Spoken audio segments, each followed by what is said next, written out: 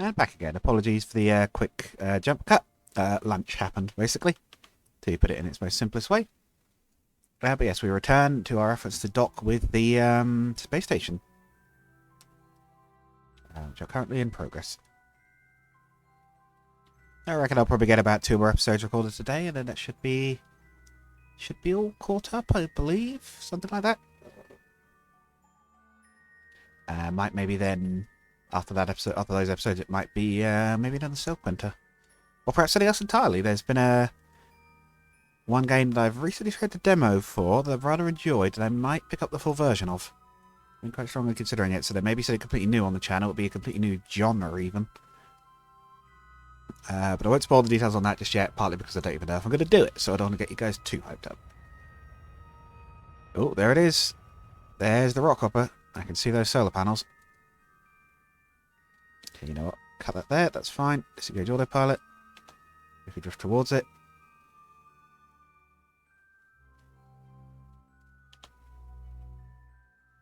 Target.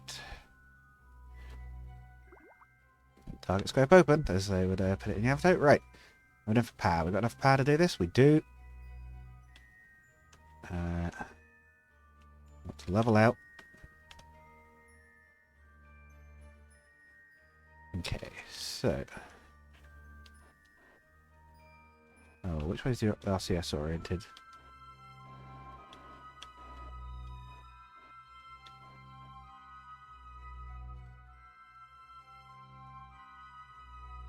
Claw is armed, check.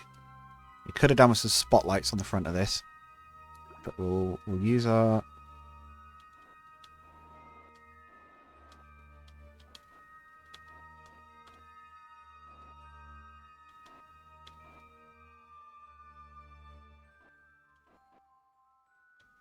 I'm probably going to be quite quiet, but that's because A, my hands are arranged quite awkwardly. Because of where the mic is on my desk for my setup, I'm kind of having to cross my arm behind it because the docking keys are I, J, K, and L, and N and H. So I'm trying to bring us in currently, but I'm also trying to line us with the rock, and I can't see either very well, and I'm also having to cross my hands awkwardly. So maybe now I think about it, I should quick save. I should have maybe done that earlier. I just suddenly realized, like, hang on. I really hope my laugh doesn't sound too bad through the mic. I just realized as well that was very wheezy, but okay.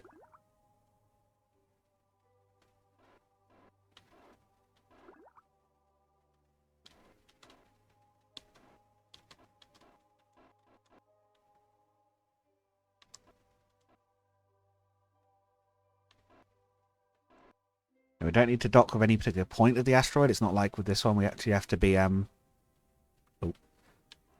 we don't have to actually be specifically lined up with the center of mass because we're not trying to we don't have to put our thrusters to it and actually move it. We're just trying to dock with it so the tourists can take a look. Our monopropellant supply is holding out. But we do have a bit... that's that front light on the command pod. Right, take us in. We are docked. Not bad for manual. Me, anyway. Right. Well, what's Smart House actually on? I'll just kill rotate. Okay, that's fine. Alright, is that enough to finish the thing? Yes! Bring Kerbals to an asteroid. But that's not the entirety of our job here. We have a little extra to do. There's the rock hound. For those who didn't see it, it was a mission a little while back in which we had to go out and bring back an asteroid. We technically sort of failed it because we took too long. But hey, we did it. So, do we have a different crew report? Nope. Oh yeah, it's not even manned properly because it's tourists. What we will do is I would like to try this. Open asteroid comet scanner. Oh yeah, name Boulder Friend. I forgot we called him that. Resources 7.9 tons at 100%. Ore composition. Oh, it actually tells you. Okay. Ore 66%. Water, metallic ore, substrate. Oh, could we mine water out of it if we had the right equipment then? That's interesting. Okay, cool. So it just gives you a better readout of what it's made of. That's cool. Okay. So, technically we're done here. We didn't actually have that much to do. What we are going to do is... You still had a reasonable bit of Delta V, right? Probably don't even need to do this, really, but... Now, you know what? It's fine. We don't even need to use up the monopropellant. We'll leave it here as a future reserve. So, release. We're not supposed to be controlling the rockhound. We're supposed to be controlling the investigator.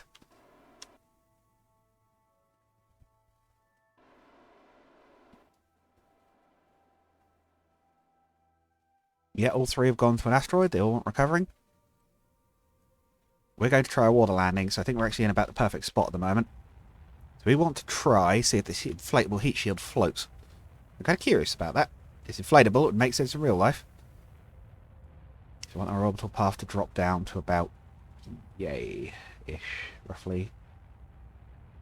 I've got a very big heat shield, so we should be able to slow down quite easily, but basically we want to just be 100% certain we're definitely going to drop down over water, and I'm pretty confident with that.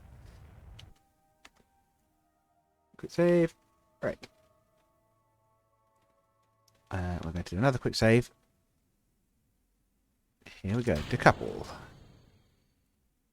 Although I'd be worried for a moment, but it's just the shroud around the heat shield. Set your own inflating heat shield noise. It's inflated.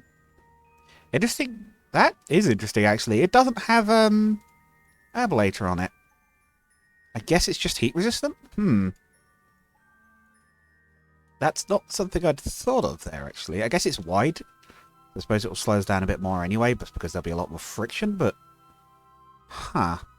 That isn't actually something I considered with this one. We'll also arm the chutes. Oop, don't need Delta V stats anymore. We haven't got any. Which you can decelerate the last of our monopropellant. Why not? Decelerate a bit more. Use it all up. Save some weight.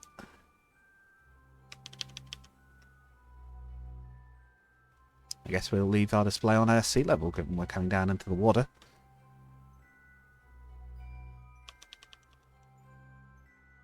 About to hit the atmosphere any second. I'll leave it off warp because it usually has a brief lag spike as it loads in the... I think the physics change a bit, or the way the game works changes a bit once you cross that boundary. But like I said, we'll use all our RCS to, well, not really slow us down at this point, but it'll save weight, which will make us lighter, which should help with landing. Should be hitting the main bit of the atmosphere any second. Again, I'm interested to see how this works, because I've not used the inflatable one properly before. Oop. I don't know whether it is just heat resistant, even if it can't burn ablator to reduce the heating, or what. I don't really know. I wonder if inflatable heat shields are a real thing. I have a feeling they might be, but I couldn't tell you off the top of my head what they used them on. I'll turn the lights off because it's daylight. It's that little top indicator light is still on. We turn that off, are we still okay? Are we still bottom heavy? Yes, looks like we are. That's fine, we'll just let the aerodynamics do their job then. Oh yeah. I didn't even know if it needed to be have ablator on it. We just sort of slowed down. There was no drama to that. I guess maybe there's just so much drag from the size of it that it just accelerated too quickly to really build up any speed or heat. But anyway. I wonder what it's inflated with. Gas? Must be compressed air or something, I guess.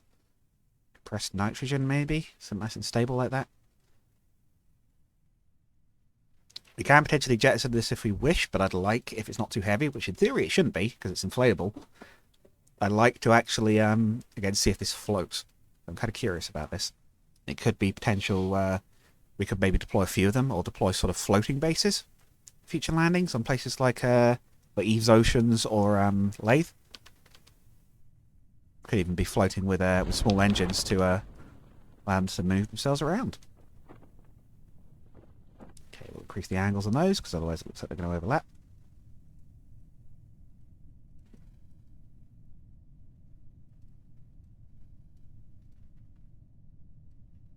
There we go.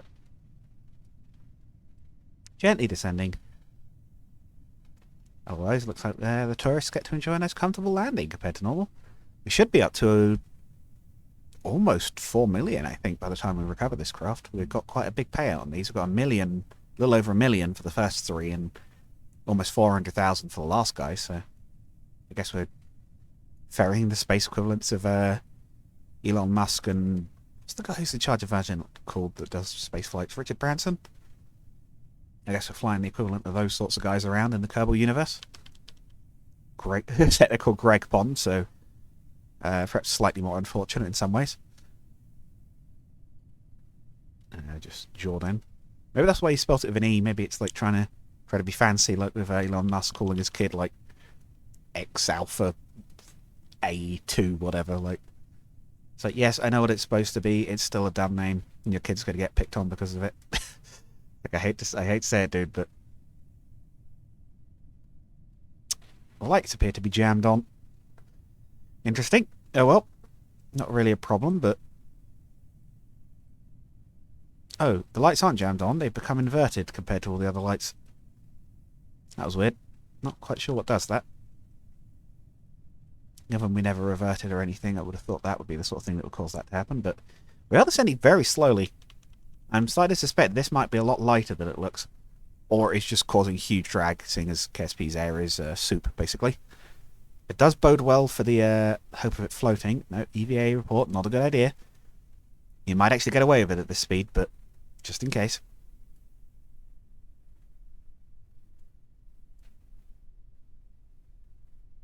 And chute's open.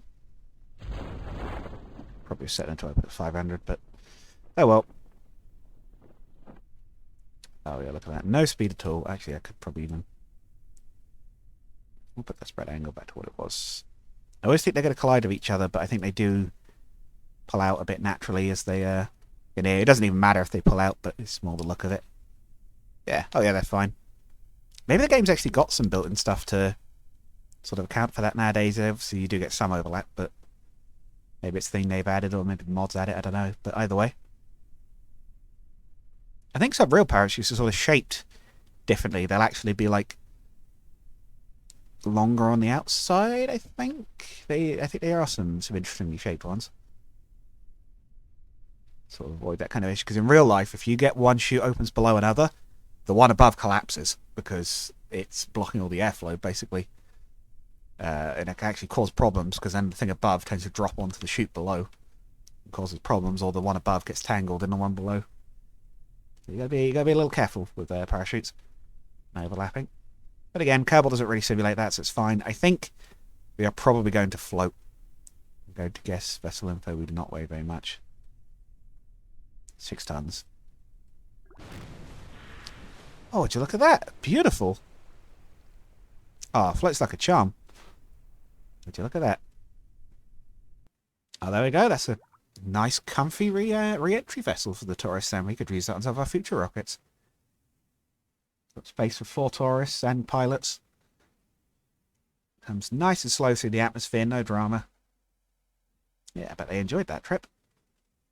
The thing they maybe didn't get such a great look at was the rock, but I guess they can... I guess I'll worry about that a bit later. Need like a little viewing cupola pointed at the asteroid so they can see it.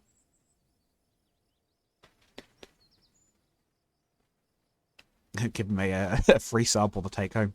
We're already mined into it. It's not like we're taking too much care of it. Oh, we just passed 4 million. The rewards from that. Very nice. Right.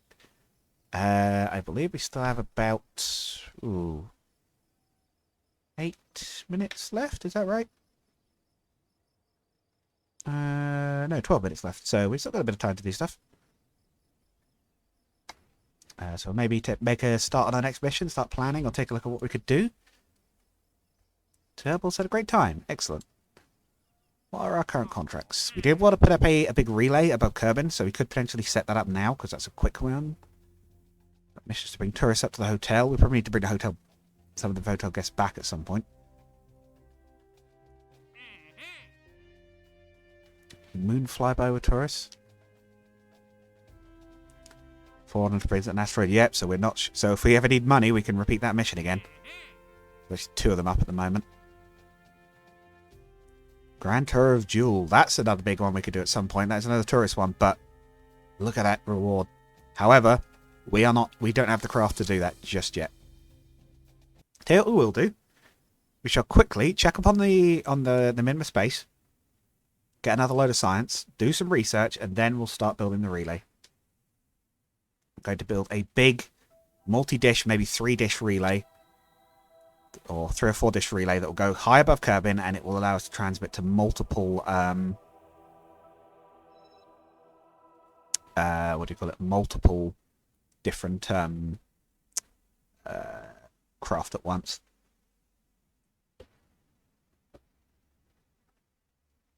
Because some of our other relays are quite heavily taxed at the moment. The 2 Ranger relays very frequently find themselves co-opted into relaying from ground, so it'd be nice to have a dedicated one that can just broadcast to whatever we need it to at the time, because it's just got multiple connections. Right. How are we looking in the lab? Not very much science. I thought it'd be a lot more than that, if I'm honest. But that is fine. What we can do is we will time warp a little bit. Oh yeah, I forgot. During the... Just flashing by zoom inside here. During the night, it runs out of power and loses connection. We also want to change the name and the icon so it doesn't appear as a space station, which it is for some reason at the moment. Transmit science.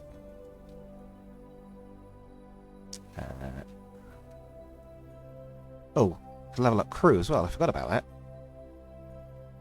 that. Rename vessel. Minhome is a base. It's a full-on surface base.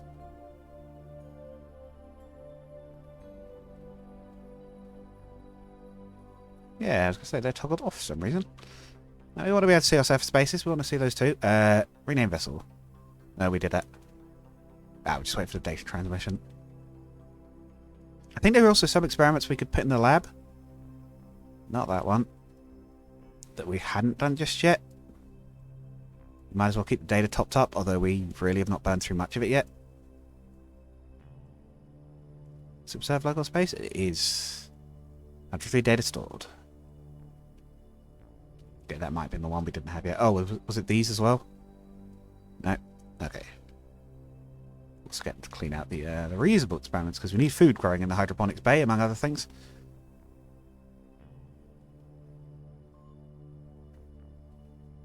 Oh yeah, time warp. Why are we waiting for this? Okay, we'll leave them to clean out the stuff. So, another 500 science. Back to the Space Center. And yes, on previous playthroughs...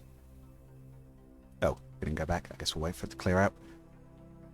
I have landed labs on Minmus and just used that to just farm an enormous amount of science by just time warping, transmit, time warp, transmit. You get the idea. We'll try not to do it too much here. We will make use of it. We've sent the lab out there. It would be silly not to. But yes, at some point in the future, once we've exhausted all the data on board, we'll have to bring the crew back. Crew are not tremendously expensive now, especially with the money we've brought in, but they're not completely expendable either. They do sort of cost a bit to hire and train up and everything. Space Camp can alleviate that, but I don't think we've had any Space Camp contracts at the moment, at any rate. We've got about 10 minutes left. Let's see. What would be good? What are we... I don't remember. What are we doing next? The relay. I don't know that any of this will particularly... Oh, hang on. There was a added antenna. Do any of these have antennas in further down the line? Well, that has some large batteries and radiothermal generators.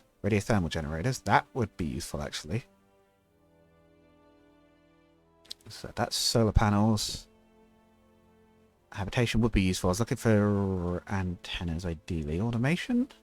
That is a couple. Is that what leads to more later down the line? The 100 trillion dish. Of course, the watt range limit. We could take automation, which would unlock some more probe bits, I suppose. Disk direct, I see. Are those tremendously useful for us? I don't know if they are or not. It might be better taking something else. I guess we have no research for those. Ion propulsion we could take, maybe. Could do our first ion probe. It's another test bed for future technology. Or we could invest more directly into it with better reactors, or... Oh, that lets us Yeah, we could do that to let us reprocess and mine nuclear fuel. Be another very useful technology to have for the future. We could have nanolathing for the... There's lots of options, basically. There's lots of options is what I'm going to get. Oh, actually, larger fairing. Yep. We've actually had a few situations where we wanted a larger fairing, and it comes with some useful parts like the nodes. Adapters and things. Yeah, we'll go for that. They're slightly oddball parts, but they are parts we could use. I think there's also the larger docking port in there. Green message. Not sure why we're still getting those, but anyway. Relay. We'll probably have time to design this, and I'll launch it in the next episode, I think. Although it might not take very long, actually.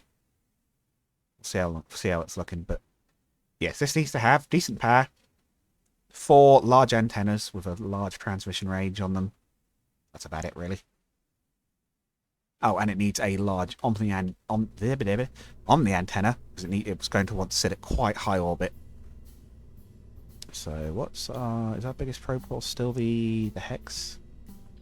Hex 2, yeah, I think it is. Right. What is our longest range on the antenna? We'll put that over there for now. Not Omni. Not Omni. That is Omni up to 22.5 million.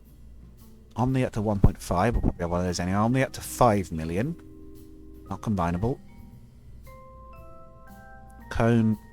I'd like one that is Omni because then it can connect automatically to any of the transmits. Again, I think nearly all of them are directional, though. I think we really don't have many options. A few that don't snap under pressure, which is nice. That means they're a bit tougher, basically.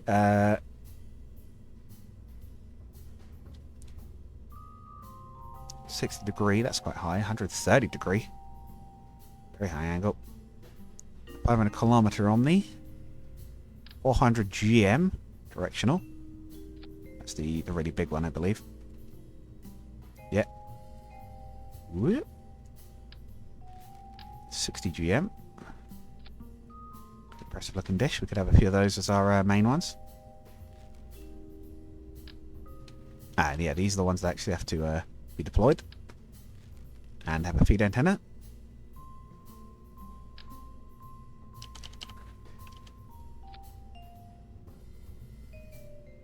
Well, that could be a potential setup.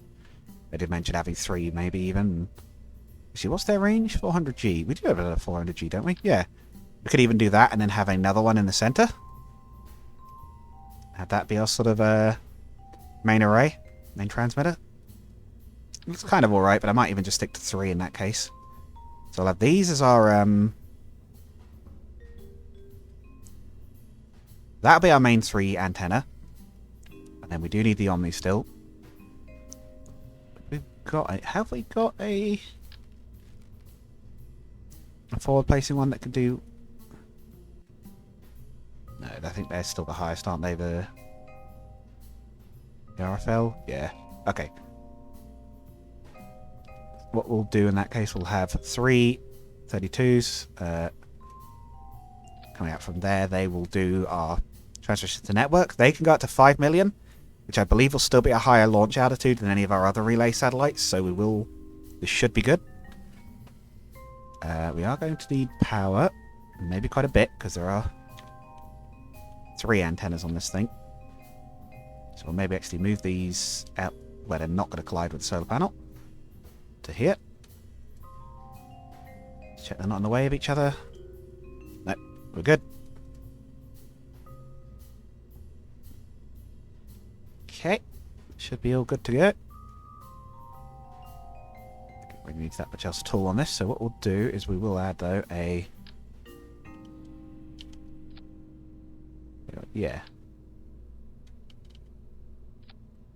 a hemispherical fuel tank. Can we change the look? Yeah, grey. Sounds good. If we just put a spark on here, how much delta V do we get? Nowhere near enough. Okay, no, that's about what I expected. Right. Okay, fuel tank. Let's actually also pick the right engine for this. Plug should be fine. We'll go for the slightly larger fuel tank than that. Is this finally a time where I can make this one look good? I always want to use that fuel tank, but I can never make it look quite right. I actually just go back to there.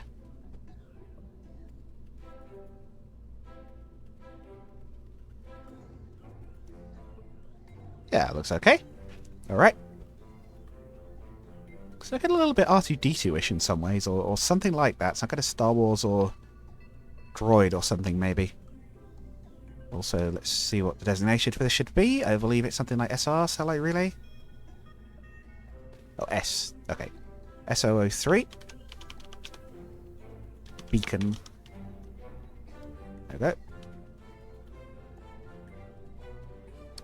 Decoupler, decoupler, decoupler.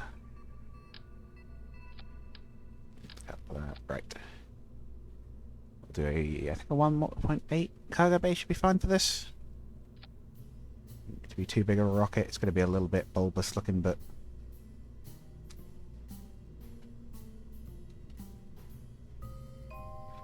that's fine. Right. Oops. Just want the part. I don't need to recolor it. I just wanted to place one. Cheetah? Looking for that. That'll do the upstage burn, and then we'll do about 2k on the lower stage. We'll probably have a little extra, but that's fine. Yeah, why not?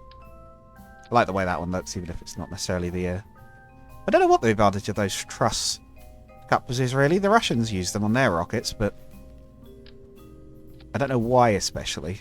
Is it just weight? Are they lighter? They don't look like they'd be very solid, but I guess they must be, because they use them. Right, and then... Skipper? No. Mainsail. That is overbuilt. Okay, we don't need quite that big. We'll go... No. Where's the... There's a longer tank of that diameter, right? I'm not imagining it. One of those, but longer, please. No. Is there not? Am I crazy? Is that a vegetables tank? When did we get this? We don't have any nuclear saltwater engines yet, do we? I might have to check that. I didn't think we had any engines that ran those fuels yet. No, weird. I guess we don't have any other engine fuel tanks in that diameter. I guess in that case we do that. And then we do a smaller engine like a skiff. What's the skiff do? Oh, upper state. Vacuum even. Or a Lynx? Yeah, that would do it. Huh, I never said this one before. Oh, I don't remember this one before particularly. We'll do the round mount. In fact, do we even need this? Or can we just... That'll do it. Single stage to orbit, pretty much.